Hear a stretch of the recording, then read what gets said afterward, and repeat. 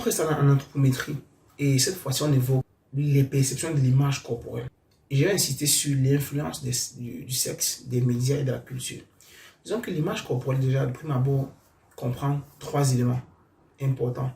Les éléments perceptifs, les éléments cognitifs et les éléments affectifs, qui sont liés à l'influence du sexe et des médias.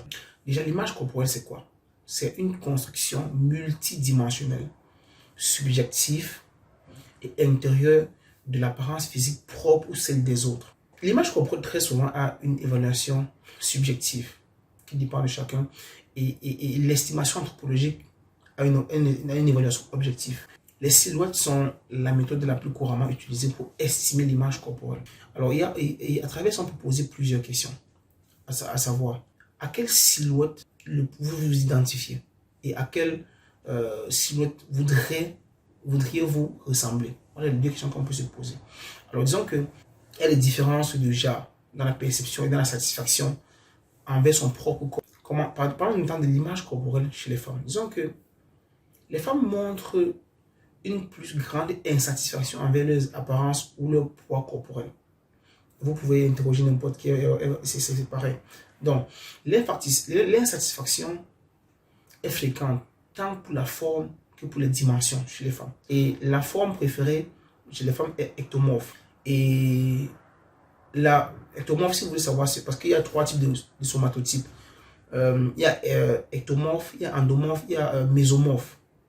Ectomorphe, c'est ceux qui ont une taille fine. Mésomorphe, c'est ceux qui ont un somatotype un peu musclé. Et endomorphe, c'est ceux qui sont en surpoids ou en obésité. Et chez les femmes, la région la moins satisfaisante, c'est les hanches. Vous pouvez faire un sondage. Ça, c'est ce qui concerne l'image corporelle chez les femmes. Passons maintenant chez les hommes. Oui, on va parler chez les hommes. Parce que les hommes aussi ont une insatisfaction. Disons que l'insatisfaction masculine tend à se concentrer principalement sur l'évaluation négative des muscles ou des dimensions corporelles liées à la robustesse. Disons que quand même l'insatisfaction chez les hommes est moins fréquente par rapport aux femmes. Et chez les femmes, c'était 53%. Chez les hommes, c'était 51% qui sont déclarés insatisfaits de leur poids, qui est un peu trop ou trop par rapport à eux. Et la forme préférée est mésomorphe. Et les hommes préfèrent plus le somatotype, la forme mésomorphe. Et la région la moins satisfaisante chez les hommes, c'est l'abdomen. Chez les femmes, c'est les hanches. La matrice somatomorphe évalue la satisfaction avec sa propre image en référence à la musculature et à la graisse corporelle. Parlons de l'influence de l'âge. Il y a un intérêt maximal pour son apparence physique chez les adolescents jusqu'à 20 ans. Ensuite, cet intérêt tend à diminuer avec l'âge. Donc, plus on vieillit, plus on a moins d'intérêt pour son apparence. Maintenant, mettons ensemble la relation sport-image corporelle. Disons que le sport promeut également des idéaux physiques qui sont difficiles à atteindre. Et certaines études ont mis en évidence les risques pour la santé des athlètes qui pratiquent par exemple la plongée, le patinage artistique, la gymnastique, la danse. Une association avec les troubles pondéraux, les troubles de poids. Les troubles liés à l'image corporelle sont fréquemment et largement associés au développement et au maintien des troubles nutritionnels. Alors, disons que dans les sociétés occidentales, les idéaux féminins irréalistes liés à la minceur ont conduit une augmentation de l'incidence des troubles nutritionnels. C'est-à-dire que tellement les femmes idéalisent les modèles qui sont ectomorphes, donc minces, et ça influence vraiment l'aspect nutritionnel aujourd'hui. L'état pondéral, ça veut dire l'état du poids, est le prédicteur le plus cohérent de l'insatisfaction envers son propre corps. Et disons que les sujets obèses ont tendance à avoir une vision déformée de leur taille et de leur forme corporelle. Les individus en surpoids et obèses présentent une perception erronée de leur état pondéral, perçue par rapport à celui réel des sujets de poids normal. Passons maintenant à l'influence des médias. Disons qu'il y a une série, ça va faire mal, ça va pas plaire, mais je préfère le dire. Les médias jouent aussi un rôle, il faut le dire. Parce que regardez bien, est-ce que vous avez vu, c'est rare de voir des sujets un peu, je ne veux pas dire, je vais utiliser le terme endomorphe pour ne pas choquer. Dans les médias, on cherche toujours les sujets de type ectomorphe.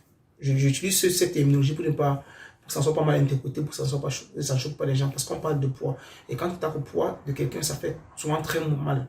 Donc, je parlais de l'influence des médias. Disons qu'il y a une série d'images corporelles qui nous est quotidiennement présentée comme les idéaux de beauté, de santé et de forme physique. Et la tendance observée est celle de l'influence par des sous-groupes extrêmes tels que les mannequins ou les athlètes. Oui, c'est ça. Ce sont eux qui influencent en fait. Et la conséquence de l'obésité sur la santé varie selon le groupe ethnique d'appartenance et la relation avec les facteurs culturels. Disons que le niveau d'insatisfaction envers notre propre corps est fortement influencé par l'environnement culturel dans lequel nous vivons.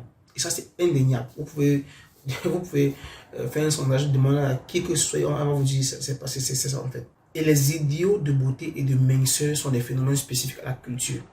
Malheureusement, les normes occidentales de beauté influencent beaucoup de régions du monde. Bien que de nombreux groupes ethniques de l'Est rapportent moins d'insatisfaction envers leur propre corps que les Occidentaux, il y a une tendance à l'insatisfaction corporelle et une augmentation des troubles alimentaires qui ont été associés à l'augmentation de l'influence des croyances occidentales. En conséquence, en raison de l'influence occidentale dans le monde entier, les groupes ethniques et culturels semblent plus similaires que différents.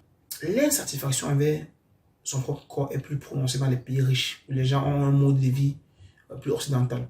Les filles caucasiennes sont plus souvent vulnérables aux effets psychosociaux de l'obésité que les filles d'autres groupes ethniques. C'est pas moi qui le dis, ce sont les études anthropométriques qui le disent, c'est pas Lionel qui le dit. Les filles des pays occidentaux riches, comme par exemple la Suède, l'Allemagne, l'Espagne, France, l'Italie, sont très souvent insatisfaites de leur corps, tandis que les filles des pays moins riches, occidentaux, comme les pays du tiers-monde, les pays africains, ne le sont pas. Donc, il y a moins de préjugés envers l'obésité chez les femmes afro-américaines, les enfants mexicains, les femmes et les hommes américano-asiatiques, et aussi les enfants japonais. Donc, dans les cultures, parce qu'il faut aussi comprendre l'aspect culturel, dans les cultures hispaniques et africaines, l'idéal de minceur est moins accentué, avec une emphase plus grande sur les types corporels plus robustes, considérés comme sains et positifs.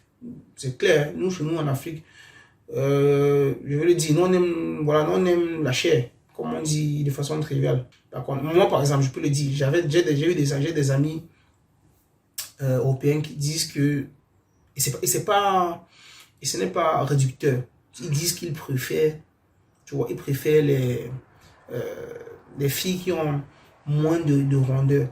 Et il m'a expliqué, et tu comprends que, comme je disais tout à l'heure, c'est lié à l'environnement et c'est lié aussi à la culture. Il y a des différences entre les blancs non hispaniques et les Mexicains américains. Alors, disons que les femmes hispaniques sont plus satisfaites malgré leur poids élevé que les femmes caucasiennes. Les hommes et les femmes d'origine mexicaine ont un poids désiré plus élevé que les caucasiens. Les adultes mexicains ont du mal à reconnaître leur poids comme un problème de santé.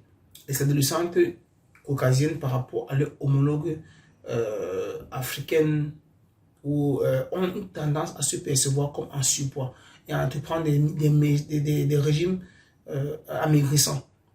Donc chez les filles, passons chez les filles noires américaines. Parce que c'est une étude qui a été faite par l'Organisation mondiale de la santé. Et c'est pour ça que je donne un peu quelques tendances. Chez les femmes noires américaines, il faut dire qu'il n'y a pas de différence dans l'estime de soi entre les obèses et les non-obèses. L'image corporelle chez les hommes de différents groupes ethniques. Déjà, il faut dire qu'il n'y a pas de tendance généralisable concernant la préoccupation de l'image corporelle chez les hommes de différents groupes ethniques. Les Afro-Américains ont une image corporelle plus positive que les Blancs. Les personnes afro ou africaines en surpoids et obèses ont tendance à percevoir moins précisément leur poids que d'autres groupes ethniques. Donc, ils ont tendance un peu à s'en foutre, en fait. Et disons que, pour finir, l'incidence des maladies liées à l'obésité est extrêmement élevée chez les Nord-Américains. En particulier, le diabète de type 2, l'hypertension artérielle, les maladies cardiovasculaires et certains types de cancers qui sont plus fréquents